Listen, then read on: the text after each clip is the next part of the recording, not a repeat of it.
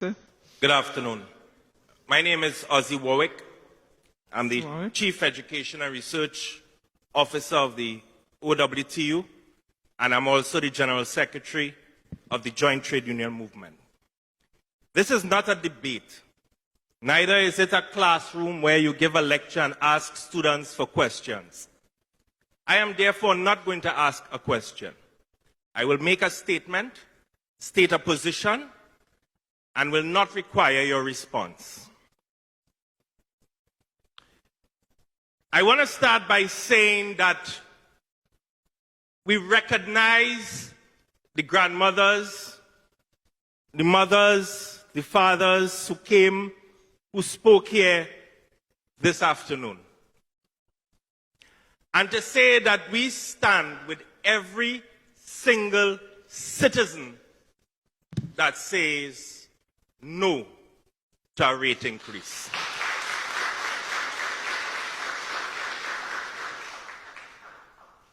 When I listen to the presentations or lectures, I recognize that electricity is being treated like any other commodity that is bought and sold in the marketplace.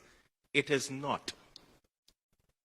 Electricity, unlike other commodities, is what citizens need to live, to survive. And therefore, we reject this idea and this ideology that somehow we can commodify electricity. We reject that. We reject the idea that we can present technical, rational justification to place an additional burden on citizens for a commodity that is in fact should be a human right.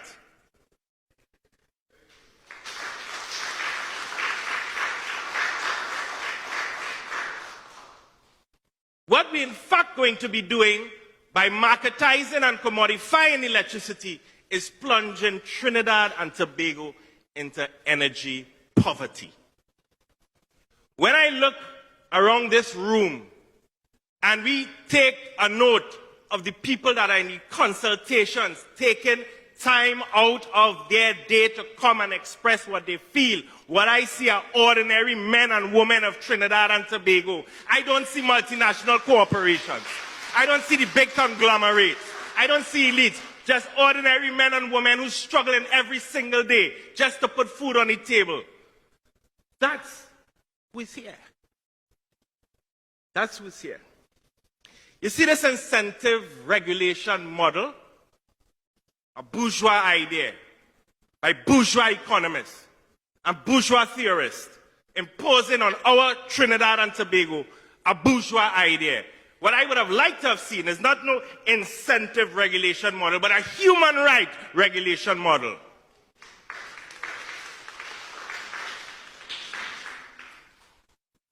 What kind of Trinidad and Tobago do we really want, sisters, brothers, members of the RIC? Because you live here. In the end, that's what it is, you know. This has nothing to do with tier 1, tier 2, and all of that. CapEx, OPEX, depreciation. All of that is just terms. You know what is at stake here? What kind of Trinidad and Tobago will we have? One of the most disrespectful slides I saw there was a slide that I see is the use of a tool, not just by RIC, but by other government agencies, to somehow compare us to other countries. Like to do that. And that slide, to make us feel bad. But the countries that were being compared to, they're not oil and gas countries. So what happened to the natural resources of our country belonging to the people of Trinidad and Tobago? That is why those things were put in place. That's why those subsidies existed. Not for us to be treated as though we are little children who spoiled. It's a disrespectful slide. When we see, let me tell you, when you see T&Tech trucks, when you see yellow trucks, because I didn't hear no mention about that, the abuse of contractors in the T&Tech system.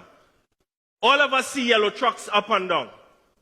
They're not here and tech trucks, you know. A lot of them are contractor trucks. So right under our nose, they are privatizing electricity. And now want us to pay for that. I want to close. And again, I want to remind the panel, this is not a classroom. Don't need to respond to me. I'm not asking no questions.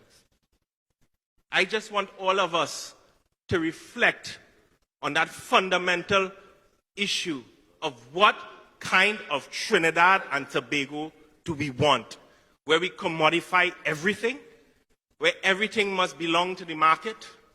No. There are some things that must be held with great value and esteem, where the ideas of people owning the commanding heights of the economy, they were not just dreams, they were real. There was a vision for this country. What kind of Trinidad and Tobago? I would like to just say that the Trinidad and Tobago we want is one that shows respect for ordinary working men and women. A Trinidad and Tobago where people benefit from the natural resources of this country and not multinationals. Because that's all those PPAs facilitate.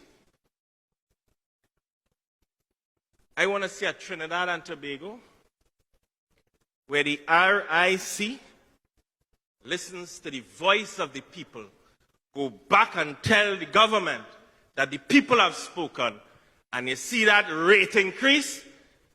Not today. Not today.